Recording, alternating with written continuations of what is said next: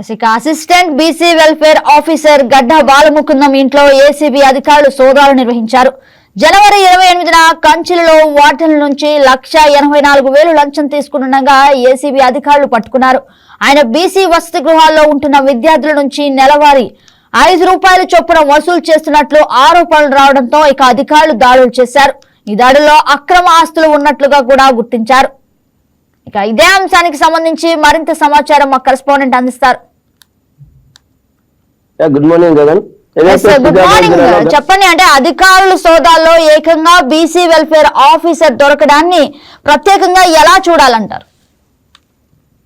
Good morning. ఏదైతే శ్రీకాకుళంలో ఉన్నటువంటి కంచిలి మండలంలో ఉన్నటువంటి ఏదైతే బీసీ వెల్ఫేర్ హాస్టల్స్ ఉన్నాయో సంబంధించి ఏదైతే హాస్టల్ చదువుకుంటున్నటువంటి విద్యార్థుల నుండి ప్రతి ఒక్కరి రోజుకు ₹5 చొప్పున మాత్రం వాళ్ళు కలెక్ట్ చేశారు. అక్కడ ఉన్నటువంటి ఏదైతే వాళ్ళ అండర్లో ఇప్పుడు ఎవరైతే ఈ బాలముఖులు ఉన్నారో అతని అండర్లో పనిచేస్తున్నటువంటి ప్రతి హాస్టల్ వార్డుతో ఈ కలెక్షన్ చేయించాడని అయితే మాత్రం మనకు అప్పుడు తెలిసింది. ఏదైతే ఈ విద్యార్థులంతా కలిపి అన్ని హాస్టల్ నుంచి కూడా రోజుకి ₹5 చొప్పున కలెక్ట్ చేసి వాళ్ళ దగ్గర ఉంచడం జరిగింది. ఇదంతా కలిపి ఒకేసారిగా ₹1,84,000 నగదు అయితే కలెక్ట్ చేశారు. దీనంతా కలిపి వార్డెన్స్ అంతా ఒక దగ్గర కూర్చొని ఏదైతే ఈ బీసీ వెల్ఫేర్ ఆఫీసర్ ఆయనకి ఇస్తుండగా అయితే మాత్రం స్థానికంగా ఉన్నటువంటి పక్కా సమాచారం మేరకు అయితే మాత్రం ఈ ఏసీబీ అధికారులు అయితే మాత్రం సడన్ గా దాడి చేసి అయితే మాత్రం వాళ్ళని అదుపులోకి తీసుకున్నారు. ఈ నేపథ్యంలో అయితే మాత్రం దానికి సంబంధించినటువంటి ఏ కారణాల వల్ల అయితే ఈ డబ్బులు కలెక్ట్ చేస్తున్నారు, అసలు విద్యార్థుల నుంచి ఏంటంటే ఫండింగ్ లేదనుకుంటే వాళ్ళ ఖర్చుల నిమిత్తం దేనికోసం కలెక్ట్ చేశారు దానిపైన ఆరా తీస్తున్నారు. దీనికి మొత్తం ఎవరెవరైతే ఇందులో సహకరించారో వాళ్ళందరూ వార్డెన్లు కూడా అదుపులోకి తీసుకుని వాళ్ళని విచారించిన అనంతరం పక్కా సమాచారం మేరకు అయితే మాత్రం నిన్న అకస్మాత్తుగా ఎవరైతే ఆయన ఎక్కడెక్కడైతే నివాసం ఉంటున్నారో ఆ ఇంట్లో ఒకేసారిగా అయితే మాత్రం ఈ సోదాలు చేయడానికి అయితే మాత్రం ఏసీబీ అధికారులు అయితే ప్రయత్నించారు.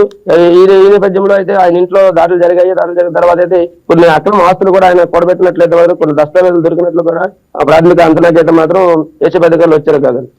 ఇక అదే రకంగా మనం చూసుకున్నట్లయితే విద్యార్థుల నుంచి నెలకు ₹5 అసలు కలెక్ట్ చేసినట్లు తెలుస్తుంది. నిజంగా అది ఎప్పటి నుంచి అసలు వసూలు చేస్తున్నారు? గత కొన్ని రోజులుగా ఈ తంతు జరుగుతూనే ఉంది.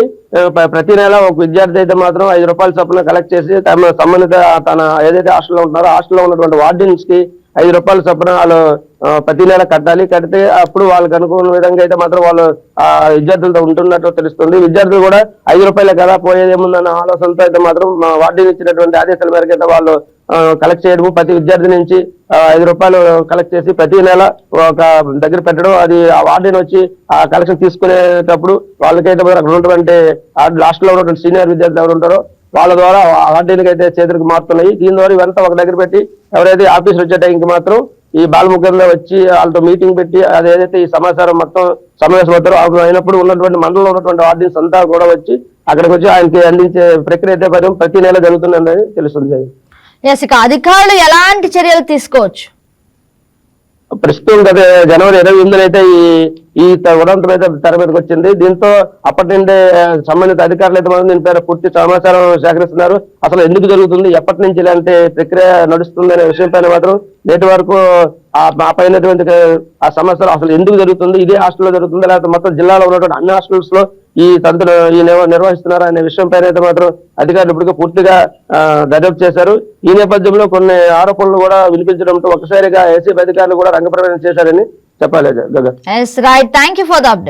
ఈ వీడియో మీకు నచ్చినట్లయితే లైక్ చేయండి, షేర్ చేయండి, మా ఛానల్ కి సబ్స్క్రైబ్ చేయండి.